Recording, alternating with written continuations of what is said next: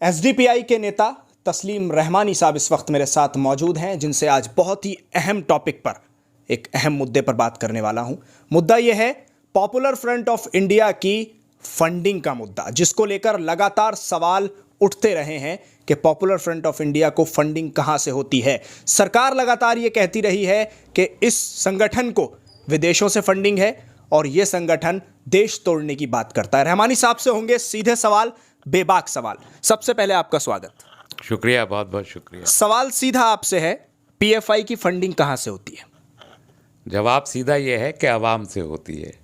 कितनी फंडिंग ऐसे आवाम कर लेती है जो आप इतने बड़े बड़े प्रोग्राम ऑर्गेनाइज कर देते हैं? नहीं, कितने बड़े प्रोग्राम ऑर्गेनाइज कर लिए और कितनी फंडिंग हमारी दिखाई दे रही है आपको? लाखों का मजमा जमा करते हैं आप? हमारा जो लाखों का मजमा है इस वक्त, हमारा जो डेडिकेटेड कैडर मुल्क में है, train and dedicated ideological based cadre, जो हमारे लिए अपनी जान पे खेल के उस आइडियोलॉजी को जिंदा रखने के लिए काम करता है, उसकी तादाद तकरीबन 10 लाख है।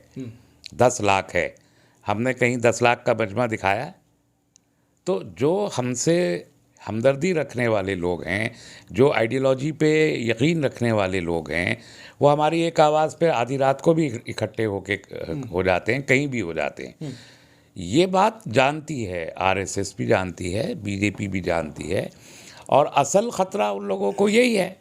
इस मुल्क में आरएसएस के बाद दूसरी ideological based, cadre based, pan India organisation अगर कोई है तो वो सिर्फ पीएफआई है।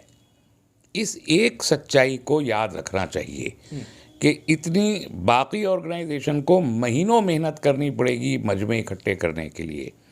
पीएफआई को शायद एक हफ्ता लगेगा, उससे ज़्यादा दुगने मजमे इकट्ठे करने में। आपने देखा दिल्ली में जो इंदिरा गांधी इंडोर स्टेडियम में प्रोग्राम हुआ था, कितना बड़ा प्रोग्राम, कितने पोस्टर लगे थे उसके, कितने बैनर थे, कितनी पब्लिक, क्या था? कुछ भी तो नहीं था। लेकिन Indira Gandhi indoor stadium jam packed था। कैसे था? वो पैसे दे के लाए हुए लोग नहीं होते हैं, वो अपनी उस आइडियोलॉजी के लिए डेडिकेटेड लोग होते हैं। रहमानी साहब, लेकिन जिस प्रोग्राम की बात आप कर रहे हैं, स्टेडियम में जो प्रोग्राम हुआ, लाखों लोग उसमें जमा हुए, हमने देखा, हम उस प्रोग्राम में मौजूद भी थे, कवर भी किया। उसका जो बैनर और पोस्टर छपे थे, वही एसटीएफ आप लोगों के दफ्तर से छापेमारी में लेके जाती है, जिसमें लिखा होता है बेखौफ जियो बाइज्जत जियो। ऐसा क्या है उसमें? वो तो पूरा कैंपेन था पीएफआई का, बेखौफ जियो बाइज्जत जियो, और उसके पोस्टर लगे थे।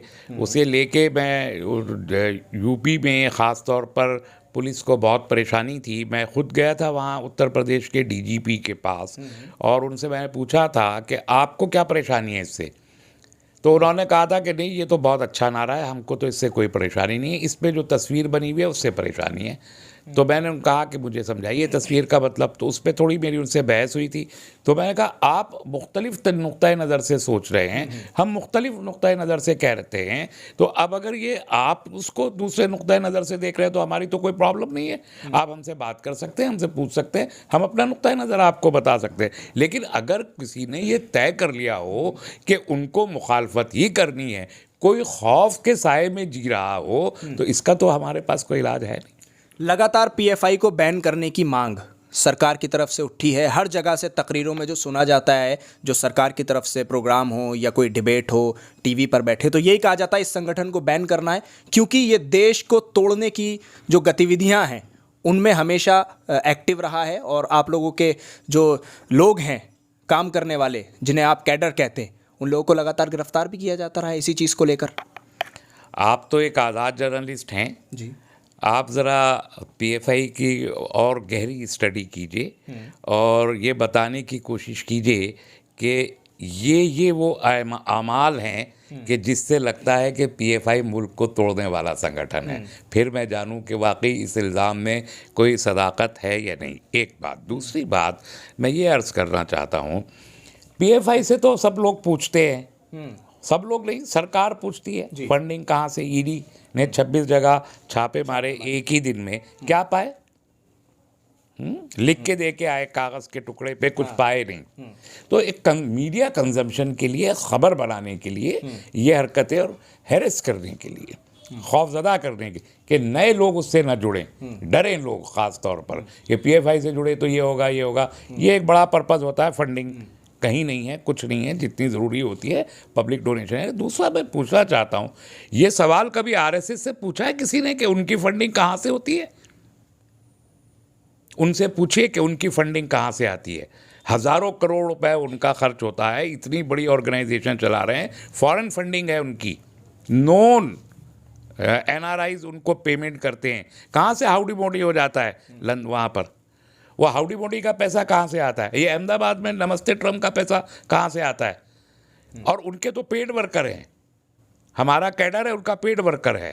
तो ये जो लाखों पेड वर्कर आते हैं, इसकी फंडिंग कहाँ से होती है? वो जो सरकार गिराई जाती है पुडुचेरी में, उसके पैसे कहाँ से आते हैं? अरुणाचल प्रदेश में जो पैसा दे के सरकार गिराते हैं, उसके पैसे कहाँ से आते हैं? ये सवाल इनसे पूछिए कि इनके पास पैसे कहाँ से आ रहे हैं। और पीएफआई ये जुर्रत रखती है कि वो सवाल पूछ ले, इसलिए पीएफआई से डर लगता है। तो आप कह रहे हैं कि सरकार पीएफआई से डरती है क्योंकि आप भी विचारधारा की लड़ाई लड़ते हैं? यकीनन इस मुल्क में दो ही विचारधाराएं, मैंने कहा। एक नफरत की आइडियोलॉजी है जो आरएसएस लेके चलता है और बीजेपी के थ्रू इम्प्लीमेंट करता है। नहीं, इसका अपोजिट तो वो कहते हैं ना कि आप लोग नफरत की जो आइडियोलॉजी है उसे लेके चलते हैं, उनके नज़दीक तो आप लेके चलते हैं, आपके नज़दीक वो लेके चलते हैं। देश किसको सही मानेगा फिर? देश में मेन लड़ाई एसडीपीआई और पीएफआई के बीच, सॉरी आरएसएस और पीएफआई के बीच में ही है आज, पहले नहीं थी। इन दिनों जो असल लड़ाई है मुल्क में, जमहूरियत की बका और कॉन्स्टिट्यूशन को बचाने और इम्प्लीमेंट करने की जो लड़ाई है, वो पीएफआई और आरएसएस के बीच है। पिछले 95 साल जो आरएसएस की तारीख है, उसको उठा के देखिए। क्या आरएसएस ने इस मुल्क को तोड़ने की कोशिश पहले नहीं की? और क्या आज तक भी नहीं कर रही है? ये सरकार जो आरएसएस की सरकार बैठी हुई है, क्या ये खुद मुल्क को नहीं तोड़ रही? क्या ये मुल्क के अवाम को नहीं तोड़ रही? आज चाइना अंदर तक घुसा हुआ है, पार्लियामेंट में झूठ बोला जाता है। आज पूरे के पूरे म्यांमार में फौजी ताकत आ गई, हमारी 4 स्टेट कम से कम ख़तरे में है, नॉर्थ ईस्ट की हैं। उधर अरुणाचल से दाखिल हो गई, तो नॉर्थ ईस्ट से लेके नॉर्थ वेस्ट तक पूरी सरहद पे चाइना का कब्जा है। डोकलाम पे कभी आके खड़ा हो जाता है, कभी सिक्किम पे जाके खड़ा हो जाता है। क्यों मुंह में दही जम जाता है? वो टूटने के कगार पर हैं। हम चिल्लाते हैं, पीएफआई चिल्लाता है कि मुल्क टूट रहा है, चाइना तोड़ रहा है, उसको रोकिए। तो आप कहते हैं कि आप टेररिस्ट हैं, जबकि मुल्क को आप तोड़ रहे हैं। इस मुल्क में 70,000 के करीब फिसाद हुए हैं। अक्सर फिसादों के पीछे आरएसएस थी। कम्युनिटीज़ को तोड़ने की कोशिश कौन कर रहा है? इस मुल्क में अभिनव भारत, हिंदू संस्थान, हिंदू युवा वाहिनी, दुर्गा वाहिनी और हिंदू बचाओ, क्या क्या गौकशी की तहरीक पे क्या क्या, कितनी 52 से ज़ायद ऑर्गेनाइजेशन है। क्या वो मुल्क को तोड़ने वाली ऑर्गेनाइजेशंस नहीं है? क्या उन्होंने बम धमाके नहीं किए? क्या उनके मेंबर जेल में नहीं गए? क्या वो चार्जशीटेड नहीं है? क्या उन पर उनके खिलाफ फैसले नहीं आए? मुझे पीएफआई का बताइए, एक किसी ऐसे मामले में पीएफआई के लोग इन्वॉल्व हो, एक वाक़या बताइए। दिल्ली दंगों में साफ तौर पर यह कहा गया और कई लोगों को पूछताछ के लिए बुलाया भी गया, उठाया भी गया कि दिल्ली दंगे में पीएफआई के लोग शामिल थे, जो एनआरसी सीएए को लेकर हुआ। कहाँ हैं वो लोग? कौन है वो लोग? कहना तो बहुत आसान है, मैं किसी को भी मुंह उठा के कह सकता हूँ कि ये फलां हैं, लेकिन उस फलां को साबित करने के लिए मेरे पास सबूत होने चाहिए। उसके लिए उसको स्क्रूटनाइज करने के लिए अदालतें मौजूद हैं। कौन सी अदालत ने आज तक ये कहा कि पीएफआई के ऊपर ये जुर्म साबित होता है? एक अदालत का नाम बताइए। इसके बरक्स हादिया का केस पीएफआई ने लड़ा। इन्होंने कहा, इल्ज़ाम लगाया कि ये जबरी कन्वर्जन करवाते हैं, ज़बरदस्ती हिंदुओं को मुसलमान बनाते हैं। सुप्रीम कोर्ट ने वो इंक्वायरी सौंपी एनआईए को, और एनआईए ने उसकी इंक्वायरी करके सुप्रीम कोर्ट को जवाब दाखिल किया अपने रिपोर्ट का कि नहीं, ऐसी कोई वाक़या हमने नहीं देखा। तो अब अगर एनआईए को आप इन्वेस्टिगेट करवाएं, एनआईए अपनी रिपोर्ट में सुप्रीम कोर्ट को कह दे कि ऐसा कोई वाक़या नहीं मिला, और उसके बाद सुप्रीम कोर्ट हादिया और यशवीन के केस को कहे कि नहीं, इनकी शादी सही है, इनको रिस्टोर करे। मुंह की खाती है सरकार, झूठ बोलने को पकड़ा जाता है सरकार का, और जब हार जाती है उसके बाद जाती है ईडी को भेजती है कि केस लड़ने के पैसे कहाँ से आए आपके पास।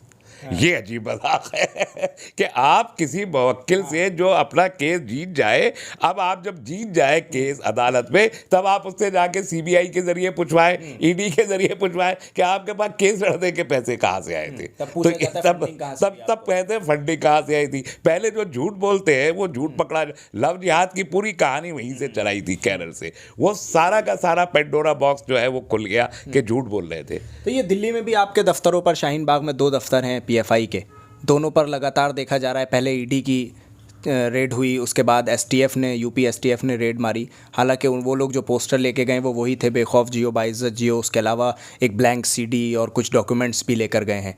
तो क्या इस तरह से कोई आप लोगों को कोई फ़र्क पड़ने वाला है, या जो आप लोगों के जो 7 लोग हैं, जो कैडर आप कहते हैं, उस कैडर में कोई कमज़ोरी आने वाली है, पीएफआई कुछ इस तरह से कमज़ोर हो जाएगी, क्या लगता क्या है आगे के लिए? एक सनसनीखेज खबर सरकार ने बनाई, इससे ज़्यादा इसकी कोई अहमियत नहीं है। छापेमारी में एक सनसनीखेज खबर बनाना था पीएफआई के खिलाफ, ये मकसद था कि उससे खौफजदा हो। लेकिन आपने देखा कैडर भी मौजूद था, आम लोग भी मौजूद थे उन्हीं के खिलाफ, तो वो खबर में कोई दब नहीं बन पाया। जो कुछ वो लेके गए हैं वो तो पब्लिक डोमेन में पहले से मौजूद है। वो पोस्टर की जो कॉपी ले गए वो तो दीवारों पे चिपकाया गया था, सारे मुल्क में चिपकाया गया था।